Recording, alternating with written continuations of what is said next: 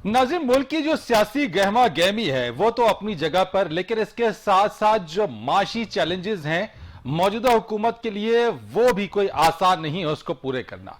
इस सारी सूरत हाल के अंदर जहां पे ये सियासी गहमा गहमियां चल रही हैं, उसी के दरमियान एक और मामला जो इस वक्त है, जो शायद इस सियासी गहमा गहमी की वजह से इस तरह से मंजर आम पर या फिर उस तरह से ना हो, लेकिन जो लोग इस पर निगाह रखने वाले हैं या वो माशी माहिर या इकोनॉमिस्ट जो कि इस सारी सूरत हाल को करीब से देख रहे हैं, वो है स्टेट बैंक खुदमुख्तारी बिल, जो कि गवर्नर स्टेट बैंक रजा बाकर की जानिब से कहा गया है कि काबीना ने इसका बिल मंजूर किया है, ऑर्डिनेंस नहीं, और यह बहस के लिए पेश किया जाएगा पार्लियामान के अंदर।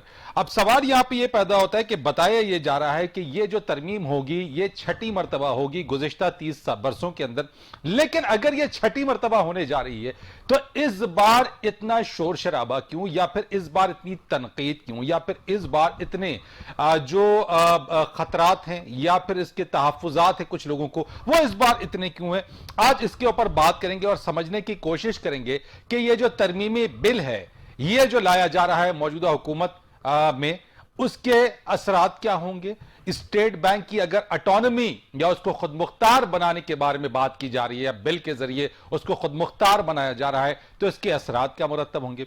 दूसरी तरफ हम ये देख रहे हैं कि जो बिजली की कीमतें हैं, जो उसमें महंगाई है, 140 अरब रुपए की जो वसूली है उस हुकूमत को इसका इख्तियार मिल गया है ऑर्डिनेंस के जरिए, और दिन ब दिन हम देख रहे हैं कि बिजली की कीमतों में इजाफा किया जा रहा है। जो सर्कुलर डेट है वो काबू में नहीं आ पा रहा है।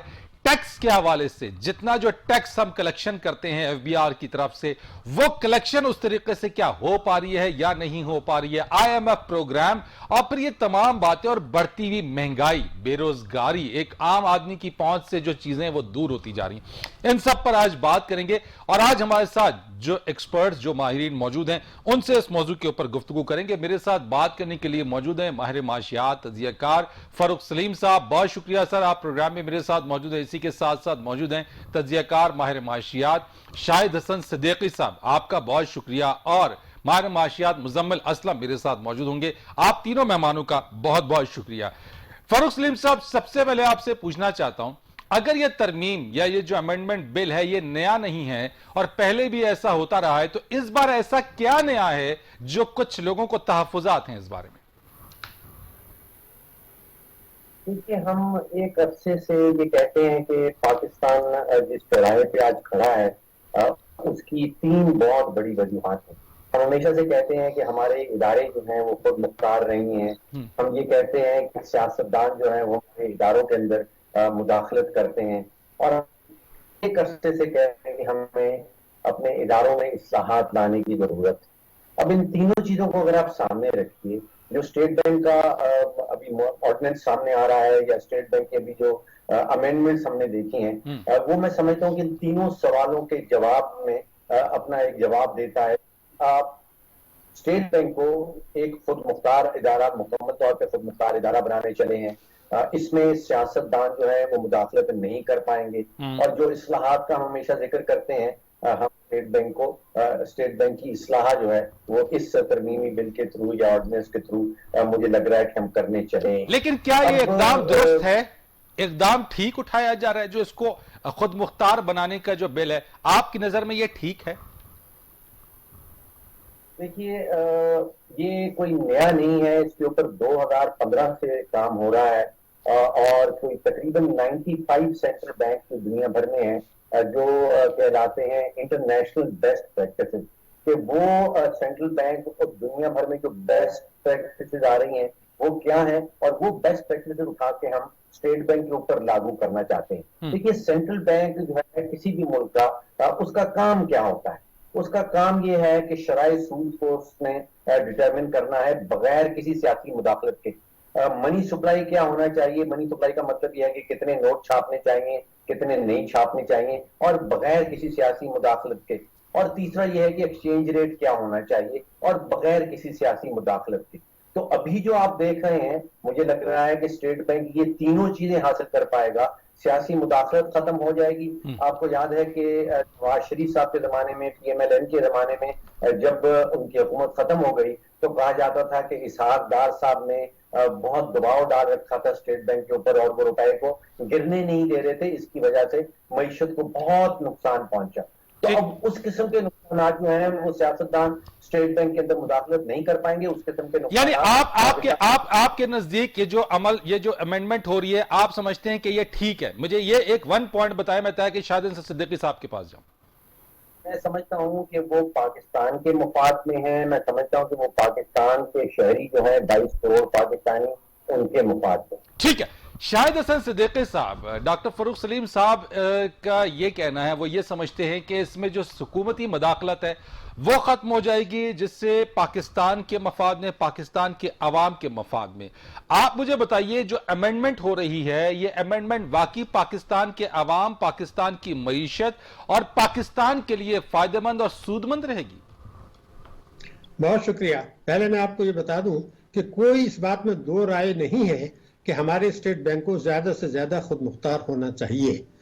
लेकिन पहले तो आप ये तय करें कि जो पिछले कई दिहाइयों में मईशत में तबाही आई है, उसमें स्टेट बैंक का एक बड़ा अहम किरदार था उस तबाही में। तो वो मुदाखलत से था या गठजोड़ था उनका? मेरे पास मैं दस्तावेजी सबूत 1 दर्जन आपको दे सकता हूं कि पाकिस्तान में एक गठजोड़ रहा है स्टेट बैंक ऑफ पाकिस्तान में, हुक्मरानों में, अशराफिया में, जिसे आप माफिया भी कह सकते हैं, और उन सबका एक माफिया के साथ एक रहा है IMF के साथ गठजोड़। तो ये गठजोड़ जो है, हमारा काम था उस गठजोड़ को तोड़ना। हमने उस गठजोड़ को तोड़ने के बजाय उसको इख्तियारात दे दिए, और इख्तियारात जब आप देते हैं तो फिर उसके साथ अकाउंटेबिलिटी होती है। और जिन लोगों ने इसमें अपना अपना खेल किया है, वो मैं आपको 2 बातें बता दूं। इस सारे काम में इशरत साहब भी बहुत शरीक थे, और इशरत साहब ने 20 साल पहले वो गवर्नर स्टेट बैंक थे, और आज तक हर हुकूमत के दौर में रहे हैं, और उन सब ने मिलकर एक क्लॉज डाल दी है। वो एक क्लॉज ये भी है कि FIA है, या वो जो माजी में गवर्नर थे, जो माजी में डिप्टी गवर्नर थे, माजी में जो बोर्ड ऑफ डायरेक्टर्स थे, उन्होंने जो मुफाद में गठजोड़ करके तबाही बर्बादी की है, उनको अगर आप इम्यूनिटी देते, कहते हैं आप उससे नहीं पूछ सकते, तो मुझे ये बताया जाए कि स्टेट बैंक की खुद मुख्तारी का माजी की गलत कार्यों से क्या ताल्लुक है? मुझे कोई एक बात ये बता दे। नहीं, ये जो अकाउंटेबिलिटी वाला मामला है कि FIA को अब कोई कार्रवाई इसमें नहीं वो कर सकेंगे, इसके बारे में आप समझते हैं कि ये ठीक है? वो भी मैंने नहीं कहा, मैं तो उसमें ये क्लॉज भी डाल दिया कि ये माजी में भी एप्लीकेबल होगा। मसलन इशरत साहब के ऊपर एक सुप्रीम कोर्ट में मुकदमा चल रहा है, उन्होंने एक सर्कुलर 29 इशू किया था, जिसमें जो कर्जों को कहा गया था स्टेट बैंक ने कि वो कर्जे नहीं है बल्कि गबन है, उन्होंने उसको भी माफ करा दिया। बहुत से ऐसे दर्जनों चीजें हैं। तो मेरा एक स्टेटमेंट तो ये है कि इस बात के दस्तावेजी सबूत मौजूद हैं कि स्टेट बैंक ऑफ पाकिस्तान ने पिछले 20 वर्षों में कानून को तोड़कर, गलत कार्य करके पाकिस्तानी मईशत को 10,000 अरब रुपए से ज्यादा का नुकसान दिखाया है। लेकिन शाहिद हसन सिद्दीकी साहब, मैं पूछना चाहता हूं कि जो करंट अमेंडमेंट्स हैं, जिसके अंदर इसमें एक ये चीज भी है कि हुकूमत सेंट्रल बैंक से कर्ज नहीं ले सकेगी।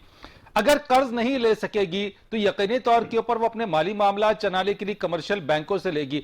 अब यहां पे ये कि अपने घर के अंदर अगर कम कीमत पर कर्ज मिल रहा है, हम उसको छोड़ के जो कमर्शियल बैंक है उनसे हाई रेट के ऊपर कर्ज ले रहे हैं। आप नहीं समझते कि ये एक एडेड बर्डन पड़ जाएगा हमारे ऊपर? देखिए, वो जो मैं कह रहा था कि इन्होंने 10,000 अरब से ज्यादा का नुकसान दिखाया है गलत कार्य करके, मुझे बता दीजिए दुनिया का एक मुल्क बता दें, पाकिस्तानी बैंक जो है वो स्टेट बैंक के कंट्रोल में है। अगर आप 2008 में चले जाएं तो 1,000 अरब रुपए का इन्वेस्टमेंट था और 3,000 अरब के कर्जे दिए थे ताकि मईशत तरक्की करे। आज की तारीख में कमर्शियल बैंकों का इन्वेस्टमेंट कई हजार अरब रुपए ज्यादा है कर्जों से। ये किसने कराया? सवाल ये पैदा होता है कि स्टेट बैंक ये सब क्यों तमाशा करता रहा कि बैंकों से साथ गठजोड़ है, और उन्होंने कहा कि जी ना आप कर्जे मत दे, कर्जों में अदा नहीं होते, बैड डेट होते हैं, तो घर में बैठे आराम से और मईशत को तबाह होने दें, रोजगार होता है तो ना हो, आप इन्वेस्टमेंट कर लें। तो क्या किसी मुल्क में ये होता है कि कमर्शियल बैंक के कर्जे जो है वो कम हो और इन्वेस्टमेंट 3,000 अरब रुपए ज्यादा हो, जबकि 2008 में 3 गुना हुआ करता था ये। तो ये जो खेल किया गया था, ये इसमें बैंकों का गठजोड़ भी शामिल है और ये बैंकों का भी एक कार्टेल है जिसमें स्टेट बैंक भी, ये सब चीजें हैं। तो जब आप ये कहते हैं कि स्टेट बैंक से कर्जे ना ले हुकूमत, तो मैं तो इसके फेवर में हूं, लेकिन साथ में कंडीशन ये भी तो हो कि आप टैक्सों की चोरी रोकें, आप जो है हर किस्म की आमदनी पर टैक्स लगाएं, आप शान अखराजात कम करें ताकि हुकूमत को कर्जे लेने की जरूरत ही मैं ना पड़े। मुजम्मिल साहब आपकी तरफ आता हूं। जरा सा आपने दोनों मेहमानों की एक गुफ्तगू सुनी है यहाँ पे, जिस तरह से शाहिद हसन सिद्दीकी साहब फरमा रहे हैं। आप फरूख सलीम साहब तो कहते हैं कि ये 22 करोड़ अवाम और पाकिस्तान के फेवर में ये जो अमेंडमेंट हो रही है, और शाहिद साहब फरमाते हैं कि ये गठजोड़ रहा माजी के अंदर जितना भी। मुझे ये बताइएगा कि ऐसी सूरत में जबकि ऑटोनोमस एक इदारा बन जाएगा, अब तक तो ये था कि जो हमारे फॉरेन रिजर्व्स थे, उसकी जो डेट सर्विसिंग थी, जो कर्जों की अदायगी थी, उसमें हुकूमत का भी चूंकि अमल दखल था। अब मामला ये हो जाएगा कि कर्जों की अदायगी के लिए स्टेट बैंक खुद मुख्तार होगा, और अगर हमारे फॉरेन रिजर्व्स गिरेंगे या गिरते हैं तो हुकूमत पाकिस्तान पाबंद होगी कि वो इन रिजर्व्स को या स्टेट बैंक को फीड कर सके। आप नहीं समझते कि तमाम सूरत हाल और मौजूदा जो आपकी जो टैक्स कलेक्शन है, आपकी जो इकॉनमी है, पाकिस्तान इस काबिल है कि वो स्टेट बैंक को फीड करे? देखिए, बात यह है कि हमें सबसे पहले तो ये समझना पड़ेगा कि स्टेट बैंक है क्या, और हम जो है अगर उसको ये समझ रहे हैं कि स्टेट बैंक वो इदारा है जिससे हुकूमत को सिर्फ उसका एक काम है कि हुकूमत को कर्जे देना और पैसे छापना, तो फिर मेरे ख्याल से हमारी मालूमात का कोई मसला है। ये उसी तरीके से हो गया कि हुकूमत को पेट्रोल की जरूरत है और वो पेट्रोल पंप की जगह ओगरा से जाके कह के उसको पेट्रोल दे। हम और आप कभी, मतलब आपने कभी सुना है कि हुकूमत जाके ओगरा को कहे कि जी जितनी भी हुकूमत के वजीर आजम की गाड़ियां हैं या जितने भी जहाज हैं उसको ओगरा फ्यूल भरे? नहीं भरता ना। राइट। तो स्टेट बैंक का काम जो है, हुकूमत कहीं पे भी नहीं लिखा हुआ उसका, अगर आप पूरा उसके फंक्शंस को देखें और पढ़ें तो उसका काम नहीं है कि वो हुकूमत के अगर वो कर्जे की जरूरत है या हुकूमत के अखराजात ज्यादा हैं तो वो स्टेट बैंक पूरा करे। स्टेट बैंक का जो कोर काम है वो है प्राइस स्टेबिलिटी। स्टेट बैंक का कोर काम है एक्सचेंज रेट को मेंटेन करना। स्टेट बैंक का कोर काम है कि अगर बैंकिंग निजाम है उस पर नजर रखना कि कहीं बैंकिंग निजाम ऐसा तो नहीं हो रहा कि जिससे मुल्क में रिस्क आ जाए, कोई डिफॉल्ट हो जाए, कोई खा के भाग जाए। स्टेट बैंक के बड़े फोकस काम है। लेकिन मैं पिछले 15 दिनों से देख रहा हूं कि बड़े बड़े हमारे जो दानिश्वर हैं वो जो है बैठ के एक ही उन्होंने रट लगाई हुई है, स्टेट बैंक कर्जा कैसे देगा, स्टेट बैंक कर्जा क्यों नहीं देगा, स्टेट बैंक के अच्छे भी कर्जा देंगे, स्टेट बैंक के जो है अब्बाजी का माल है जो वो हुकूमत पाकिस्तान को कर्जा नहीं देगा। अगर लोगों को यही नहीं पता कि स्टेट बैंक की कुल जो वर्किंग कैपिटल है वो सिर्फ, सॉरी, जो उसका वो है पेड अप कैपिटल है वो सिर्फ 10 करोड़ पे है। अभी ये जो आ रहा है, बिल आ रहा है, इसमें स्टेट बैंक कह रहा है कि मेरा 500 अरब रुपए जो है आप जो है मेरा पेड। लेकिन इसमें कहा यह जा रहा है कि इस तरमीमी बिल के 2 मिनट दे दे मुझे, 2 मिनट तरमीमी बिल, मेरा सवाल ले ले बस, इसके सप्लीमेंट्री क्वेश्चन ले लीजिएगा कि तरमीमी बिल के जरिए जो कर्जों की अदायगी है उस सबसे हाई प्रायोरिटी पे उसको रखा गया है। कर्जों की अदायगी की हाई प्रायोरिटी क्या कहना चाह रहे हैं आप? मैं कह रहा हूं कि जो इस तरमीम है उसके अंदर जो आपके जो फॉरेन डेट्स हैं, जो बैरूनी कर्जे हैं, उसकी अदायगी सबसे पहली प्रायोरिटी पे रखा गया है इसके अंदर।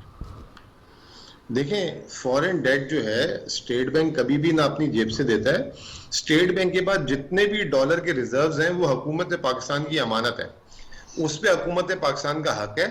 हुकूमत पाकिस्तान उसको खर्च करती है, वो कम भी होते हैं वो ज्यादा भी होते हैं। स्टेट बैंक ना कभी हुकूमत पाकिस्तान को डॉलर में कर्जा देता है, ना स्टेट बैंक हुकूमत के बिहाफ पे लेता है। जो भी कर्जा लेती है वो स्टेट बैंक नहीं लेती, वो मिनिस्ट्री ऑफ फाइनेंस लेती है। आपने अक्सर अल्फाज सुने होंगे, यूरो बॉन्ड, सुकूक, ये सारी चीजें, ये तमाम की तमाम जो है मिनिस्ट्री ऑफ फाइनेंस जारी करती है और उसके अगेंस्ट पैसा उठाती है। तो जो कहने का मतलब है, इस चीज को समझा जाए कि स्टेट बैंक कभी भी हुकूमत को कर्जा देने के लिए नहीं बनाया गया। और कर्जा कहां से मिलेगा? कमर्शियल बैंक से मिलेगा। कमर्शियल बैंक या चाहे उसके रेट हाई क्यों ना हो, नहीं, रेट हाई का सवाल ही नहीं होता। इंटरेस्ट रेट जो होते हैं, जो स्टेट बैंक एक दफा डिस्काउंट रेट मुतय्यन कर देता है, उसके बाद जो इंटरेस्ट रेट ऊपर नीचे होते हैं वो मार्केट करती है। वो कमर्शियल बैंक मतलब स्टेट बैंक कभी भी तय नहीं करती। स्टेट बैंक सिर्फ डायरेक्शन देती है, पॉलिसी रेट देती है। तो मैं यही कह रहा हूं कि स्टेट बैंक को पहले लोग समझ लें कि स्टेट बैंक के क्या इख्तियारात हैं, स्टेट बैंक के क्या कामकाज है। यानी मुजम्मिल साहब, मैं इन शॉर्ट अगर आपसे पूछूं तो आप इस हक में हैं, आप समझते हैं कि जो अमेंडमेंट बिल आ रहा है इसमें कोई मसला नहीं है और ये पाकिस्तान के अवाम और उसकी मईशत की बेहतरी के लिए होगा। This is what you want to say? जी जी बिल्कुल, ये बहुत जरूरी चीज है।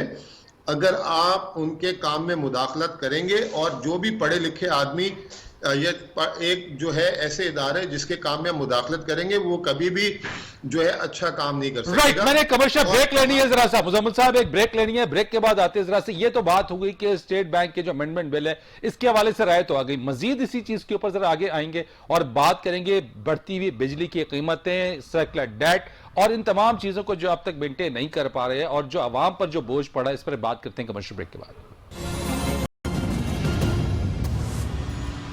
एक बार फिर आपको खुश आमदीद कहते हैं। डॉक्टर फरूख सलीम साहब, आम आदमी के लिए जो लोग हैं, ये बिजली महंगी क्यों हो रही है इतनी, ये सर्कुलर डेट काबू में क्यों नहीं आ रहा है और हर रोज जो है ये बिजली का बम क्यों हम पर गिराया जा रहा है, जरा आम आदमी के लिए समझाइएगा, बताइएगा कि कब तक उसको ये बोझ उठाना पड़ेगा।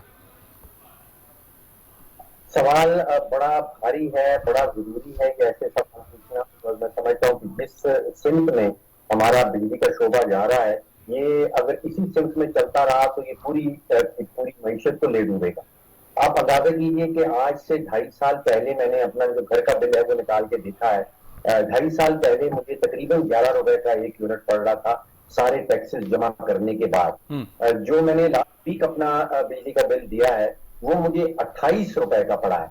आप सोचिए कि 2.5 साल के पीरियड में 11 रुपए यूनिट से ये 28 रुपए यूनिट हो गया है।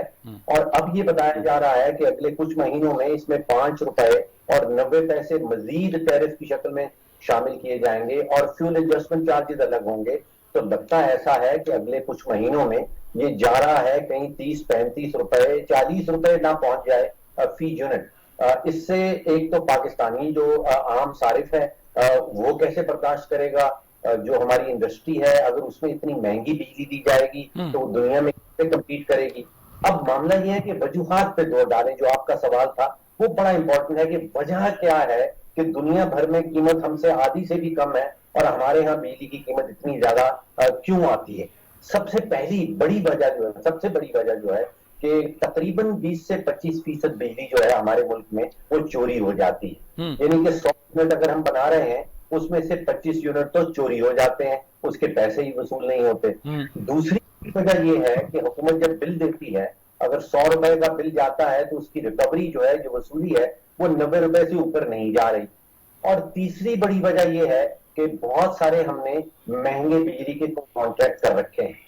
अब हमारा सारा का सारा फोकस जो रहा है इस हुकूमत का रहा है वो ये है कि हम किसी तरह से जो महंगे बिजली के कॉन्ट्रैक्ट हैं उनको किसी तरह से हम रेट नीचे ले आए। अभी तक कोई खातिर कामयाबी नहीं हुई है, बिकॉज वो बड़े आयरन क्लैड किस्म के एग्रीमेंट्स हैं। उनका लंदन की अदालतों में जाके चैलेंज किया जाता है। जो पहली दो चीजें हैं कि भैया चोरी तो आपके इख्तियार में है, जहां आपको लंदन की अदालत में नहीं जाना, ठीक है, उस चोरी को कम कर ले, वसूली बढ़ा। मैं आपकी इसी बात को जरा शाहिद हसन सिद्दीकी साहब की तरफ ले चलता हूं कि शाहिद साहब, ये आपने जरा बात सुनी डॉक्टर फरूख सलीम साहब की कि ये जो एलिमेंट्स और ये जो फैक्टर्स उन्होंने बताए हैं, आम तासुर ये भी मिलता है कि चूंकि हम IMF प्रोग्राम में हैं इसलिए IMF की तरफ से डायरेक्टिव्स हैं कि हम अपनी बिजली को महंगी से महंगी तक कर दें। आप समझते हैं कि IMF प्रोग्राम हमारी माशी तरक्की के लिए ये बेहतर साबित हो रहा है या फिर वाकई तमाम मामला थे कि IMF की तरफ से ये सारा बोझ हम पे डाला जा रहा है? देखिए, पाकिस्तान अब तक तकरीबन 23 मरतबा IMF के पास जा चुका है और इस दौरान में अगर आप देखें 1988 से अब तक का देखें, ज्यादा पीछे ना जाएं, या 1980 से, तो हमारा जो ग्रोथ रेट है, भारत क्या बांग्लादेश हमसे कहीं आगे निकल गया, श्रीलंका हमसे कहीं आगे निकल गया। तो इसमें जो करप्शन जो कुछ पाकिस्तान में हो रहा है उसका सारा इल्जाम जो है वो IMF के ऊपर डाल दिया जाता है। IMF से आप ये कहते हैं जी हम हर किस्म की आमदनी पर टैक्स नहीं लगा सकते, वो हमारी सियासी मजबूरी है, हम ये नहीं कर सकते, तो वो कहते हैं जी ठीक है फिर आप बिजली के नर्ख बढ़ा दें, गैस के नर्ख बढ़ा दें, हम उनके खाते में डाल देते हैं। असल जो चीज मैं बताने की कोशिश कर रहा था उसी के साथ मैं आपको कनेक्ट कर रहा हूं कि बुनियादी तौर पर ये जो बिल आया है ये अभी जो स्टेट बैंक का, उसमें हर एक ने अपने अपने मकासद रखे हैं। पहला मकसद है अमेरिका का न्यू ग्रेड गेम के तहत पाकिस्तान की मईशत को कमजोर करना। उसका सबूत ये है, मैं आपको बता दूं, उसी का ताल्लुक बिजली से भी है। देखिए, अप्रैल 2019 में इमरान खान साहब ने अपनी मुज़ाकराती टीम बदल दी और उसमें वजीर खजाना भी चेंज हो गए और गवर्नर भी चेंज हो गए। ये रजा बाका साहब आ गए, ये दोनों IMF के मुलाजिम हैं और रजा बाका तो नौकरी छोड़ कर आए हैं। तो जब शराइत तय कर रहे थे तो सेक्रेटरी फाइनेंस को उन्होंने कमरे से बाहर निकाल दिया। वो जो शराइत तय की उसके नतीजे में आपने देखा कि 13 महीने तक पाकिस्तान में IMF का प्रोग्राम सस्पेंड रहा। महंगाई, खाने पीने की अशिया 23.8% महंगाई पहुंच गई, जो कि 4-5% हुआ करती थी। कर्जे बेतहाशा बढ़ गए, बिजली के नर्ख बढ़े, गैस के नर्ख बढ़े, और रुपए की कदर गिराने में स्टेट बैंक ऑफ पाकिस्तान ने मुजरिमाना किरदार अदा किया है, जिसकी वजह से इंपोर्टेड चीजें भी महंगी हुई और जिसकी वजह से आपका पेट्रोल महंगा हुआ, उससे बिजली में भी फर्क पड़ा। अब मैं आपको बता दूं, जब आप ये कहते हैं कि इसहाक डार साहब ने बिजली रुपए की कदर को मसनूई तौर पर रोके रखा, यानी स्टेट बैंक को दबाव डाला, लेकिन मैं ये बताना चाहता हूं कि लोग मेहनत नहीं करते। आप स्टेट बैंक ने जब रुपए की कदर जो है गिराई बाद में 2017 में, जब नवाज शरीफ साहब हट गए थे, तो उनके प्रेस रिलीज में ये लिखा है कि हमने ये जो रुपए की कदर में कमी की है ये जमीनी हकाइक के मुताबिक है और इससे करंट अकाउंट डेफिसिट जो है उसको बैलेंस करने में मदद मिलेगी। हालांकि नतीजा क्या हुआ कि 5 अरब से 20 अरब पर आ गए, तो एक जान नहीं तो मईशत आपको कमजोर होती हुई मजीद नजर आ रही है आगे, या कोई मजबूत होगी शाहिद साहब? देखिए, मजबूत होने की बात तो भाई आप छोड़ दीजिए, अभी महंगाई बढ़ने वाली है, गुर्बत बढ़ने वाली है, शरह सूद जो है वो कम होने वाली है। और मैं आपको बता दूं कि जब, जैसे मिसाल के तौर पर अभी शरह सूद जो है वो कम की गई है, मैं वजह आपको बता दूं क्या है। तो गवर्नर स्टेट बैंक ने ये कहा कि जी ये दुनिया में सबसे ज्यादा कमी हमने की है। तो बिल्कुल सही है, मगर मैं पूछना चाहता हूं कि क्या सबसे ज्यादा नुकसान जो है पेंडेमिक का पाकिस्तान में हुआ था? तो मैं एक जुमला आपको बता रहा हूं, रिकॉर्ड पे कह रहा हूं, मेरी जिम्मेदारी है। स्टेट बैंक ऑफ पाकिस्तान ने रुपए की कदर कम करके बैंकों की जो शरह मुनाफा खातेदारों को देते हैं वो कम की। वो बैंकिंग कंपनीज 40A की खुल्ला खिलाफ वर्जी की है स्टेट बैंक के गवर्नर ने। बैंकिंग कंपनीज ऑर्डिनेंस 40A आईने पाकिस्तान के शिफ्ट 3 की जो है खुल्ला खिलाफ वर्जी की है, जिसमें कहा गया कि एक्सप्लॉयटेशन नहीं होना चाहिए। और स्टेट बैंक की रिपोर्टों में लिखा है कि अगर आप खातेदारों को मुनाफा अफरात ज़र से कम देते हैं तो एक्सप्लॉयटेशन है। राइट, मैं मुजम्मिल साहब आपकी तरफ से आता हूं। आप जुमला तो पूरा सुन लीजिए ना। जी आई की शिफ्ट 40 की 40A की 227 की और 38E की, इस तरीके से करके कम से कम 700 अरब रुपए का खातेदारों को नुकसान पहुंचाया। तो उस चीज से अकाउंटेबिलिटी से बचने के लिए वो क्लॉज लगा रहे हैं कि जी IMF जो है अब आप नैब के पास नहीं जा सकते, भाई इख्तियारात मांगते हो तो फिर अकाउंटेबिलिटी कराओ। ये ईस्ट इंडिया कंपनी का खेल है, ये करप्शन का खेल है, और ये जो कुछ होगा उसके मनफी असरात मईशत पर आएंगे। जो लोग इसको नहीं समझ रहे वो उनको फिर जो है। मुजम्मिल साहब, ये अकाउंटेबिलिटी का मामला जो है बड़ा इंपॉर्टेंट है। क्या अकाउंटेबिलिटी जो है या अकाउंटेबल कोई भी नहीं होगा? आप समझते हैं कि जो अकाउंटेबिलिटी वाली जो क्लॉज डाली गई है ये ठीक है, यानी किसी को आप अकाउंटेबल ठहरा ही नहीं सकते? आपका आवाज सही नहीं आ रही थी, जरा सा रिपीट कर देंगे सवाल? मैं आपसे सवाल पूछ रहा हूं कि शाहिद साहब ने बताया कि अकाउंटेबिलिटी वाला मामला है कि जो इकदाम उठाए उस पर कोई अकाउंटेबल ही नहीं ठहराया जा सके किसी को। तो आप समझते हैं कि अकाउंटेबिलिटी की जो क्लॉज शामिल की गई है वो ठीक है, किसी को भी अकाउंटेबल नहीं होना चाहिए? स्टेट बैंक की बात कर रहे हैं? जी, मैं स्टेट बैंक की बात कर रहा हूं। जी, देखें, बात यह है कि अकाउंटेबिलिटी जो है ना 2 तरीके की होती है। एक अकाउंटेबिलिटी ये होती है, आप अपनी मिसाल ही ले लें कि अगर आपको टीवी चैनल में बिठाया है आपके मालिकान ने, तो उन्होंने किसी वजह से बिठाया कि आप एक तजर्बेकार और काबिल फहम एंकर है। अब जो आप मेरे से सवाल कर रहे हैं और ये सवाल आप जो है प्रोग्राम की मेरिट के हिसाब से कर रहे हैं, तो इस पे कोई अकाउंटेबिलिटी नहीं बनती। लेकिन अगर कल को आप पे कोई इल्जाम आ जाए कि आप ये प्रोग्राम किसी एजेंडा के तहत किसी को खुश करने के लिए या किसी को नाखुश करने के लिए कर रहे हैं, तो उस पे अकाउंटेबिलिटी बननी चाहिए आपकी। इसी तरीके से स्टेट बैंक पे भी जो है लोग गलत बात कर रहे हैं, मिसगाइड हो रहे हैं। अगर शरह सूद जो है स्टेट बैंक डिसाइड करता है कि 1% कम होना है या 1% ज्यादा होना है, तो उस पे अकाउंटेबिलिटी नहीं होनी चाहिए कि ये कल को नए आके बैठ जाए स्टेट बैंक गवर्नर के पास या डिप्टी गवर्नर के पास या मॉनेटरी पॉलिसी कमेटी के पास कि आप बताएं आपने ये शरह सूद बढ़ाया क्यों। तो ये कोई अकाउंटेबिलिटी उन पे नहीं आनी चाहिए। वो क्योंकि एक एज अ प्रोफेशनल है, वो जमीनी हकायक देख के फैसला करेंगे।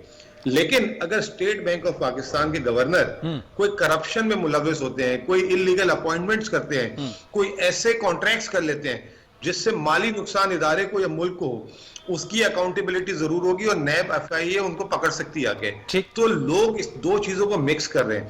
जो वो फैसला साजी करेंगे शरह सूद की, एक्सचेंज रेट की या बैंक्स को रेगुलेट करने की, उस पे वो कह रहे हैं कि हमसे कोई आके जो है ना नैब और FIA का वो प्रीव्यू नहीं बनता। वो जो है पार्लियामेंट की जो फाइनेंस कमेटी है, जो वहां की कमेटी है, वजीर आजम, वहां से वो सवाल करें हमसे कि हाँ भाई आपने ये शरह सूद क्यों बढ़ाया था। लेकिन मुजम्मिल साहब एक सवाल करूंगा आपसे, पाकिस्तान की 72 साल तारीख में जी एक सवाल जी पाकिस्तान की 72 साल तारीख में कितनी दफा शरह सूद बढ़ा या कम हुआ। बहुत सारे लोग अगर बढ़ता है कभी उसके हक में होते हैं, कोई भी उसके हक में नहीं होते। आज से पहले तक स्टेट बैंक जब ऑटोनमस नहीं था तो कितने गवर्नर्स का मुआखजा हुआ, कभी भी नहीं हुआ। लोग हालांकि डिसएग्री करते थे कि ये शरह सूद नहीं बढ़ना चाहिए था। शाहिद साहब बैठे हैं, ये पिछले पूरे साल मैंने इनके साथ 3-4 दफा प्रोग्राम किए, जब शरह सूद कम हुआ है तो शाहिद साहब ने खुशी का लोग रिटायर थे उनको ज्यादा डिपॉजिट मिलता था, शरह सूद ऊपर रहना चाहिए। तो ये इस काम में स्टेट बैंक को कोई जो है इन्वेस्टिगेट नहीं कर सकता, जो वो फैसला साजी करेंगे। हाँ, अगर वो करप्शन करेंगे, इलीगल अपॉइंटमेंट करेंगे, मुल्क के खजाने को नुकसान पहुंचाएंगे, वहां पे तो कोई कानून रोक ही नहीं सकता उनका मौका। जी शाहिद साहब, रिकॉर्ड गलत नहीं रहना चाहिए। वो रिकॉर्ड ये कि मैंने ये नहीं कहा था, मैंने ये कहा था कि रुपए जो पाकिस्तान में खाते हैं वो है प्रॉफिट एंड लॉस शेयरिंग, और ये 40A में है और 26A बैंकिंग कंपनीज ऑर्डिनेंस।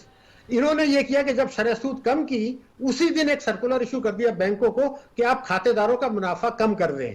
तो जो चीज मैं समझाने की कोशिश कर रहा हूं कि जो जिम्मेदारी स्टेट बैंक की प्रॉफिट एंड लॉस शेयरिंग में थी, रुपए की कदर में कमी उन्होंने कर दी, वो उनका हक है। लेकिन स्टेट बैंक के गवर्नर को ये इख्तियार नहीं था कि प्रॉफिट एंड लॉस शेयरिंग के खातों पर बैंकों को उसी दिन खत लिख दें कि आप शरह मुनाफा कम कर दें। तो जो चीज मैं समझा रहा हूं वो ये है कि आप पिछले साल जो है फरवरी में, जब पेंडेमिक नहीं था, उस वक्त सेविंग अकाउंट में मिलता था 11 रुपए 25 पैसे, और आज जो मिल रहा है वो 5.5% मिल रहा है। तो 11.25 से आपने उनका मुनाफा करोड़ों आदमी का जो कम किया, ये बैंकिंग कंपनीज ऑर्डिनेंस की खिलाफ वर्जी है, और ये इसका इख्तियार गवर्नमेंट को नहीं था। तो मैं जिसे समझाने की कोशिश कर रहा हूं कि ये इसमें दूसरी बात यह है कि अगर FIA और नैब प्राइम मिनिस्टर को बुला सकता है, लेकिन गवर्नर स्टेट बैंक को नहीं बुला सकता है, क्या बात कर रहे हैं? तहकीकात के बाद फैसला होगा कि बदनीति थी, वो बुला ही नहीं सकता है। आप उसकी लैंग्वेज तो पढ़े। ये सब जो कुछ खेल हो रहा है, ये इन्होंने ये क्यों रखवाया? मुझे एक सवाल का जवाब दे दे कि जो पिछली गलतियां स्टेट बैंक ने की हैं, गवर्नरों ने पिछले, वो पे ही खत्म हो गए। आप कौन होते हैं ये कहने वाले? ठीक है सर, मैंने एक ब्रेक लेनी है, एक ब्रेक के बाद आ जाते हैं। तो जरा कंक्लूडिंग जो लास्ट जो हमारा पार्ट होगा उसके अंदर कुछ बात कर लेंगे इसी मौजू के ऊपर और आम आदमी के हवाले से, एक ब्रेक के बाद। एक बार फिर आपको खुश आमदीद। फरूख सलीम साहब, मैं आपसे पूछूंगा, एक आम आदमी के तनाजुर से, आप आम आदमी के लिए कोई रिलीफ देख रहे हैं, या महंगाई बढ़ेगी, बेरोजगारी बढ़ेगी और उसके लिए मुश्किलात में इजाफा होता जाएगा? इसका क्या जवाब दूं? आई एम ऑलमोस्ट श्योर कि मजीद महंगाई बढ़ेगी और मजीद बोझ आम आदमी के ऊपर आने वाला है। आप देखिए कि जो हमने अग्रीमेंट किए हैं IMF के साथ, पहली बात मैं ये वाजे कर दूं कि IMF के साथ जो हमारा 1950 से ताल्लुक है, जब से हम मेंबर हैं, मैंने कोई ऐसा डॉक्यूमेंट नहीं पढ़ा जिसमें वो हुकूमत पाकिस्तान को कहता हो कि आप बिजली का रेट बढ़ा दें या बिजली का रेट डबल कर दें। वो ये कहता है कि आपके बिजली के शोबे में जो खसारा हो रहा है उसको खत्म कर दें। अब ये हुकूमत के पास ये चॉइस हो जाती है कि आप चोरी खत्म कर दें, कि आप वसूली बेहतर कर लें, या आप जो महंगी बिजली के कॉन्ट्रैक्ट। चलिए ये बता दें डॉक्टर साहब कि करंट गवर्नमेंट आने वाले दिनों में आम आदमी को रिलीफ देने में या कुछ महंगाई कम करने में कामयाब हो सकेगी? मुख्तसर जवाब दीजिएगा इसका। बिल्कुल भी नहीं। 140 अरब के इजाफी कर्जे जो है वो कॉर्पोरेट सेक्टर के ऊपर आ रहे हैं, यानी कि कॉर्पोरेट सेक्टर जो है वो श्रिंक होना शुरू हो जाएगा, वो मजीद एक्सपेंड नहीं कर पाएगा, वो अपॉर्चुनिटीज नहीं दे पाएगा।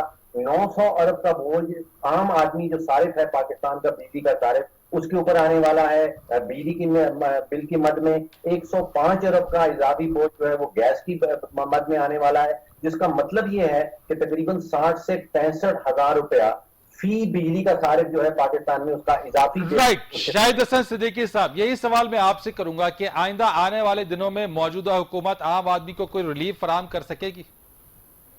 देखिए, जब इस हुकूमत के 5 साल पूरे होंगे तो औसत अफरात ज़र जो है वो उससे ज्यादा रहेगी जो इस हुकूमत को विरसे में मिली थी, और औसत शरह नमू जो है वो उससे बहुत कम रहेगी जो इनको विरसे में मिली थी। मैं आपको एक बात बता दूं, एक फिगर में दे रहा हूं, 2018 का जो माली साल था उसमें पाकिस्तान में 5 अरब डॉलर की बैरूनी सरमायाकारी आई थी एक साल में, 5 बिलियन डॉलर।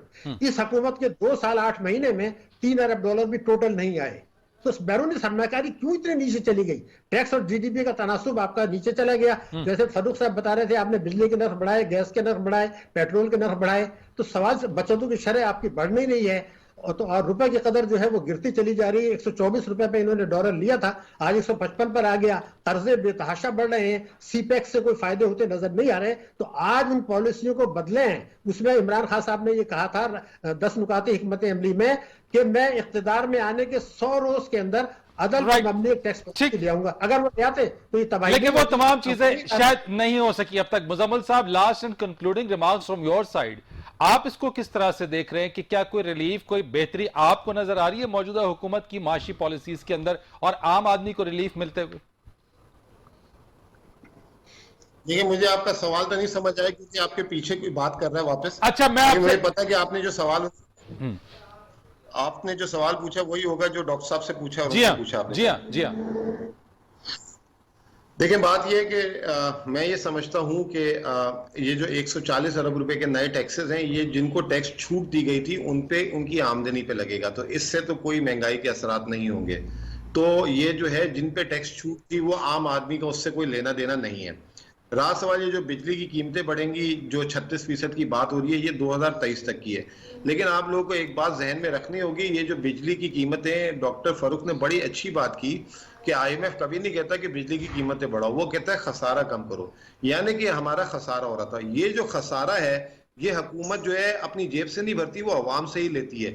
सूद की शक्ल में, टैक्स की शक्ल में, कर्जा लेती है तो ये उसका भरती है। तो अगर एक तरफ बिजली की कीमत बढ़ेगी तो दूसरी तरफ हुकूमत पे वो बोझ कम हो जाएगा जो अवाम से एक जेब से निकालती थी। तो मैं नहीं समझता कि इसके जो है बहुत ज्यादा महंगाई के असरात होंगे। हुकूमत को थोड़ा सा बैलेंस करना पड़ेगा। इसीलिए स्टेट बैंक की जो लेटेस्ट पॉलिसी है, उन्होंने अगले साल 5 से 7% की बात की है महंगाई की, और 7 नहीं तो 8% रहेगी, और पाकिस्तान की तारीख में 7, 8, 9% ही रहती है। ठीक है मुजम्मिल साहब, बहुत शुक्रिया आपका। शाहिद हसन सिद्दीकी साहब आपका बहुत शुक्रिया। डॉक्टर फरूख सलीम साहब आपका बहुत शुक्रिया। फरीद रईस को इजाजत दीजिए। अल्लाह हाफिज।